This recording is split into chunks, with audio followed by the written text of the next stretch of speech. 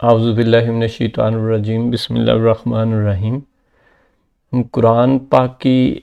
آیات کے تھرو توحید اور شرک کا ٹاپک سمجھنے کی کوشش کر رہے ہیں، اور اس میں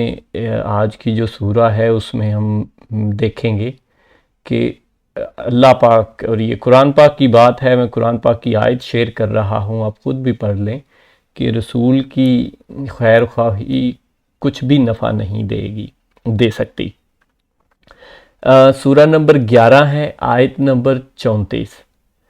تمہیں میری خیر خواہی کچھ بھی نفع نہیں دے سکتی، گو میں کتنی ہی تمہاری خیر خواہی کیوں نہ چاہوں، بشرط یہ کہ اللہ کا ارادہ تمہیں گمراہ کرنے کا ہو۔ وہی تم سب کا پروردگار ہے اور اس کی طرف لوٹائے جاؤ گے۔ یہ 11 نمبر سورہ کی 34 نمبر آیت ہے۔ اس کو میں نے اس لیے آج یہ کیا، اس کی ہم اگلی پچھلی آیت پورے کنٹیکس کے ساتھ، یہ کچھ 10-15 آیات اکٹھی ہیں جس میں پورا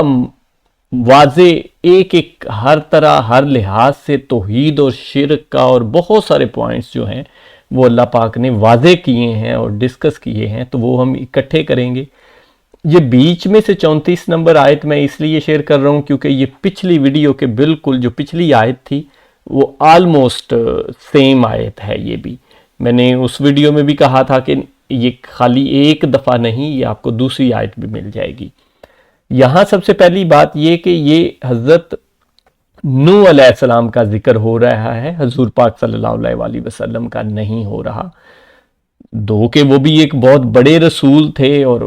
ظاہری سی بات ہے وہ ہمارے لیے ہی یہ بھی پیغام ہے، ہمارے لیے بھی میسج ہے، یہی سیم ہی تو۔ اور یہ ہم حضرت نوح علیہ السلام کا کافی حد تک واقعہ جو ہے وہ پورا ان کا کیا مکالمہ ہوا اپنی قوم کے ساتھ، اپنی گھر والوں کے ساتھ کیا ہوا، اپنے گھر والوں کو نہیں بچا سکے، یہ سارے جانتے ہیں کہ اپنے بیٹے کو نہیں بچا سکے، تو یہ سارا ہم دیکھیں گے۔ اور اس میں توحید اور شرک کے لیے جو عام سوسائٹی میں ہماری باتیں چلتی ہیں اس کے خلاف کتنی زیادہ باتیں ہیں وہ میں ایک ایک کر کے شیئر کروں گا۔ تو یہ دیکھیں، تمہیں میری خیر خواہی کچھ بھی نفع نہیں دے سکتی، گو میں کتنی ہی تمہاری خیر خواہی کیوں نہ چاہوں۔ رسول ہیں اپنے وقت کے، اتنے بڑے رسول ہیں، مطلب جو بڑے رسولوں میں سے حضرت نوح علیہ السلام کا بھی ذکر ہوتا ہے، تو وہ کہہ رہے ہیں کہ ہم نے حضور پاک صلی اللہ علیہ وسلم کے لیے بھی یہی سیم آیت، ایسی ہی بات پچھلی ویڈیو میں دیکھ لی، پچھلی آیت میں، اور یہ حضرت نوح علیہ السلام جو کہ پھر میسج ہمارے لیے ہی ہے کہ کوئی بھی اللہ کے سوا کوئی بھی خیر خواہی نہیں کر سکتا، مین پیغام یہ ہے۔ تو بشرط یہ کہ اللہ کا ارادہ تمہیں گمراہ کرنے کا ہو۔ بات مقصد صرف یہ ہے کہ جی وہ فلانے صاحب ہاتھ پھیریں تو سارا کچھ ادھر سے ادھر ہو جاتا ہے، یا وہ نظر اٹھا کے دیکھیں تو ادھر سے ادھر ہو جاتا ہے، اور ایسا ہو جاتا ہے اور ویسا ہو جاتا ہے۔ وہاں تو کوئی ساتھ میں شرط یہ نہیں لگاتا کہ اگر اللہ چاہے تو یا اللہ کرے تو، یہ اللہ کرتا ہے، ساتھ میں کوئی نہیں۔ وہ تو کہتے ہیں جی یہ تو دیکھیں کرامات ہیں بزرگوں کی، وہ تو ایسے نظر اٹھاتے تھے تو ہر طرف سارا کچھ ایسے ہو جاتا تھا، اور ہاتھ اٹھاتے تھے تو ایسا کچھ ہو جاتا تھا، لیکن جب بعد میں آپ ان سے بحث کریں گے تو وہ فوراً کہیں گے نہیں جی وہ تو اللہ ہی کرتا تھا۔ بھئی آپ کا مین پیغام، آپ کا مین جو پورا ادارہ چل رہا ہے، یا پورا سلسلہ چل رہا ہے، وہ تو ہے ہی سارا اس پہ کہ وہ فلانے صاحب ایسے، اور فلانے صاحب کی کرامات ایسے، اور فلانے بزرگ ایسے، اور فلانے چیز ایسے۔ وہ ہوں گے، ضرور ہوں گے، اپنے دور کے سارے ہی آج کل بھی نیک بندے اللہ کے جو دین پہ عمل کرتے ہیں یا دین کے لیے محنت کرتے ہیں، یا وہ سارے ہی مطلب ہوتے ہیں، اور وہ ان کی صحبت اختیار کرنی چاہیے، ان سے علم حاصل کرنا چاہیے، ان سے فیض حاصل کرنا چاہیے، دیٹس اٹ۔ لیکن اس سے بڑھ کے جو ہمارے سوسائٹی میں چلتا ہے، مین بات میں اس کے لیے کر رہا ہوں کہ وہ دیا بھی ادھر سے جاتا ہے، لیا بھی ادھر سے جاتا ہے، مانگا بھی ادھر سے جاتا ہے، تو کیا بھی ادھر سے ہی جاتا ہے، سارا کچھ چلتا ہے ہماری سوسائٹی میں۔ میں ان کو پوائنٹ آؤٹ کر رہا ہوں۔ अच्छा, और उसी की तरफ लुटाए जाओगे।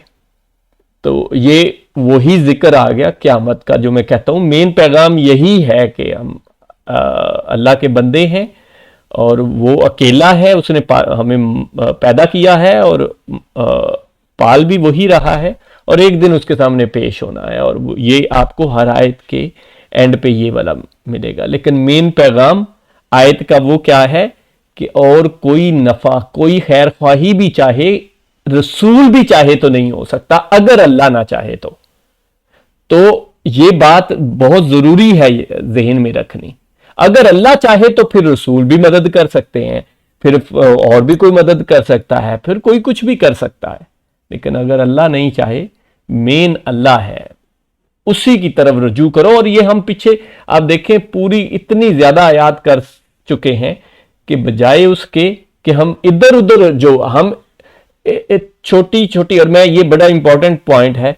कि हम छोटी छोटी आयात को ढूंढ के और उसमें से वो निकाल के कि जी फलाना शफात कर सकते हैं और फलाने वो ऐसे कर सकते हैं, तो वो एक आयत उस पे अमल सब ने करना है। लेकिन जो हजारों आयतें दूसरी हैं कि अल्लाह के सिवा कोई नहीं है, अल्लाह के सिवा कोई नहीं है, अल्लाह करीब है, अल्लाह तुम्हारी सुनता है, अल्लाह सरगोशी भी सुनता है, अल्लाह दिल के हाल भी जानता है, अल्लाह तुम्हारी की हुई हर बात को जानता है, अल्लाह पालने वाला है, अल्लाह देने वाला है, उसकी तरफ लौटाए जाओगे, एक दिन उसके सामने खड़े होना है। ये सारी हजारों आयात और हजारों पैगामात जो हैं, इन पे अमल नहीं करना और इसके इन पे अमल करते हुए सिर्फ अल्लाह को नहीं पुकारना और अल्लाह की तरफ नहीं देखना, बल्कि कुरान पाक में इतनी इतनी आयात निकाल के भी जी शफाअत का जिक्र है, जी वो देखो वसीला का जिक्र है, वो देखो वसीला का वर्ड है, और वो वसीला का भी जिक्र नहीं है, सिर्फ वर्ड है, ठीक है। और उसका भी मतलब ये है कि कुर्बत हासिल करने के तरीके ढूंढो, वो उस पर हम देखेंगे इंशाल्लाह। लेकिन मैं ये कह रहा हूं कि उस तरह की आयात को ढूंढ ढा के इधर उधर सब ने जाना है, सब ने इधर उधर जाना भी है और दर्स भी देने हैं। आप अपने उलमा इकराम को देखें जो टीवी पे आते हैं और जो ये वीडियोस और ये सारे इस तरह के वो करते हैं, तो वो उन्होंने वो इतनी इतनी आयात वो रटी हुई हैं और उनके थ्रू अपना पूरा एक वो सिस्टम चलाया हुआ है, और पूरे वो जी पैसे शैसे और सारा कुछ वो न्याजो नजरों न्याज सारा कुछ चल रहे हैं सिलसिले। तो वो चंद आयात को लेके उस तरफ सबको लेके भी जाना है और खुद भी जाना है। जो हजारों आयात हैं अल्लाह की तरफ आने की, उधर किसी ने कोई जिक्र नहीं करना, उनकी तरफ किसी ने नहीं आना। तो मेरा पैगाम ही, मेरा इसका मेन मकसद ही यही है कि वो वाली आयात, बल्कि वो तो पूरे कुरान में है, लेकिन उनमें से जो इंपॉर्टेंट है तो इस तरफ भी लोगों की तवज्जो दिलाई जाए। जज़ाकल्लाहु खैर।